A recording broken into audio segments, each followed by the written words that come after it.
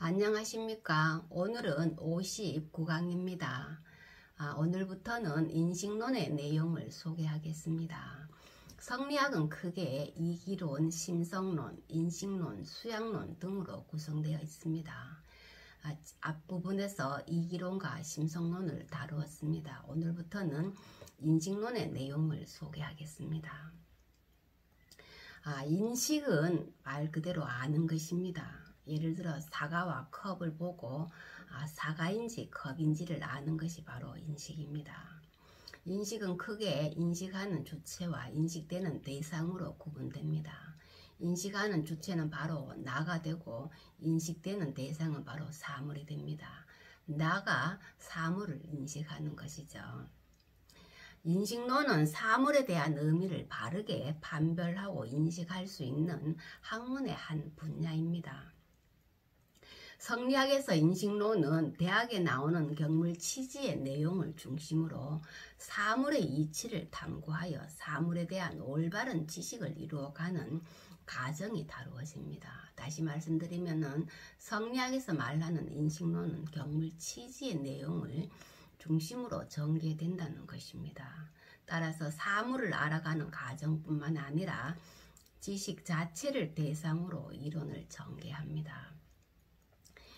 지식 자체를 대상으로 이론이 전개되기 때문에 지의 문제, 알지자죠. 알매 문제가 된다는 것입니다. 이 지는 크게 두 가지로 구분합니다.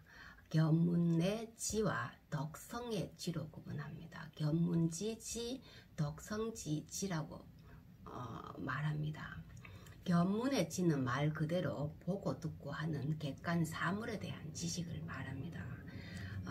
그러나 덕성의 지는 내 마음속에 갖추어져 있는 어떤 지식, 리를 인식하는 것입니다. 앞에서도 말씀드렸듯이 내 마음속에는 온갖 이치가 갖추어져 있다고 이렇게 설명을 하고 있습니다.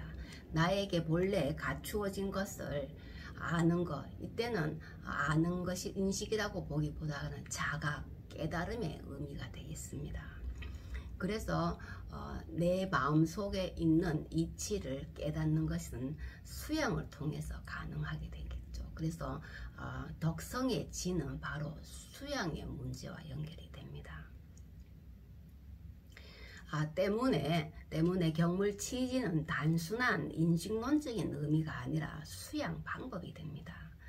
수양 방법으로 이어지는 것은 본문에서 자세히 설명을 하겠습니다.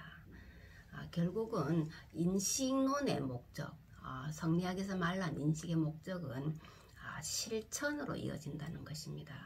그래서 인식론에서 궁극적 목적은 사물에서 얻은 지식을 근거로 실천으로 연결시켜 나가는데 있다고 할 수 있겠습니다. 오늘은 첫 번째 시간으로 경물과 취지에 대해서 말씀드리겠습니다. 경물과 취지는 무엇인가? 경물과 취지는 원래 대학에 나오는 말입니다. 대학에는 취지 제 경물이라고 하여 취지는 경물에 있다 라는 표현이 나옵니다. 취지는 경물에 있다 라고 하여 경물과 취지를 말하고 있습니다. 그리고 주인은 이들의 중요성에 대해서 다음과 같이 설명합니다. 대학은 학문의 순서를 밝힌 책이므로 사서 가운데 가장 먼저 읽어야 할 책이다.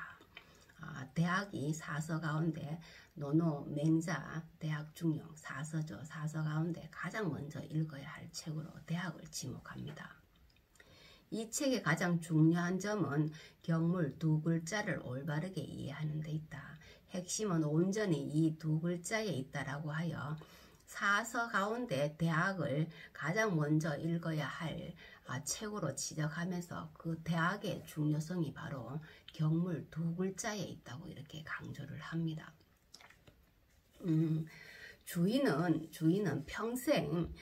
주의가 평생 힘을 쏟은 것이 대학입니다. 주의는 실제로 세상을 떠나기 4일 전까지 대학 성의장이죠. 성의장에 대한 주석을 수정하는 데 몰두를 합니다. 이러한 사실은 주위의 말에서도 확인할 수 있는데, 주위가 말하기를 사마원공이 통감을 짓고 평생의 정력이 모두 이 책에 있다라고 하였는데, 사마원공이 통감이라는 책을 짓고 평생의 정력이 자기의 온 정력을 이 책에 쏟았다라고 이렇게 했는데, 내가 대학에 있어서도 또한 그러하다. 주위가 대학에 있어서 온 정력을 쏟았다는 말이죠. 사마원공이 평생 정력을 쏟은 통감과 마찬가지로 나 또한 평생의 정력을 쏟은 책이 바로 대학이라는 것입니다. 먼저 반드시 이 책에 통달하여야, 이 대학에 통달하여야 다른 책을 읽을 수 있다라고 말합니다.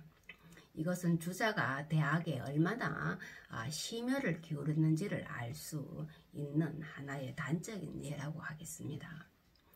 또 말하기를 오로지 한 책을 보고자 하는데 무엇을 우선으로 해야 합니까? 라는 질문에 주자는 먼저 대학을 읽으면은 옛 사람들이 학문을 한 처음과 끝에 어떤 순서를 볼 수 있으니 다른 책에 비할 바가 아니다라고 말합니다. 주자는 다른 어떤 경전보다 먼저 읽어야 할 책이 바로 대학을 꼽았던 것입니다. 사서 가운데 가장 먼저 읽어야 할 책이 대학이며, 이 책에서 가장 핵심적인 내용이 바로 경물이라는 말입니다. 대학의 내용은 크게 3강령과 8조목으로 나눌 수 있습니다. 3강령은 명명덕, 신민, 지어지선입니다. 밝은 덕을 밝히고, 나의 밝은 덕은 본성이죠. 나에게 갖추어져 있는 이 본성을 밝히는 게 명명덕입니다. 백성을 새롭게 하고 새로운 사람이 되게 한다는 거죠. 나의 본성을 밝히면 새로운 사람으로 거듭날 수 있다는 말이죠. 그리고 그것이 바로 신민입니다. 그리고 최고의 선한 경지에 도달하는 것, 지어지선입니다. 이것이 바로 삼강령입니다. 8조목에는 경물, 치지, 성의, 정심, 수신, 재가, 치국, 평천하를 말합니다. 여기서 이 8조목 가운데 첫 번째 조목이 바로 경물입니다. 경물, 치지, 성의, 정심, 수신, 재가, 치국, 평천하, 이것이 바로 8조목인데, 이 8조목 가운데 첫 번째 조목이 바로 경물이죠. 이것은 대학의 출발점이 경물에 있다는 의미입니다. 그래서 대학에서 말하기를 옛날에 명덕을 천하에 밝히고자 하는 자는 먼저 그 나라를 다스리고자 하는 자는 먼저 그 집안을 가지런히 하고, 그 집안을 가지런히 하고자 하는 자는 먼저 그 몸을 닦고, 그 몸을 닦고자 하는 자는 먼저 그 마음을 바르게 하고, 그 마음을 바르게 하고자 하는 자는 먼저 그 뜻을 성실히 하고, 그 뜻을 성실히 하고자 하는 자는 먼저 그 지식을 지극히 알물 다한다는 거죠. 지극히 하였으니, 지식을 지극히 하면 사물의 이치를 공부하는 데 있다라고 말합니다. 유학의 목적인 수신, 재가, 치국, 평천하가 결국은 경물에 기초하고 있다는 말입니다. 경물은 이 8조목 가운데 첫 번째 조목이죠. 이처럼 대학은 경물과 치지를 말하여 육아 사상의 어떤 수신, 재가, 치국, 평천하라는 기초를 제시하고 있습니다. 육아 사상의 목적인 수신, 재가, 치국, 평천하의 어떤 첫 단추가 경물에서 시작한다는 것입니다.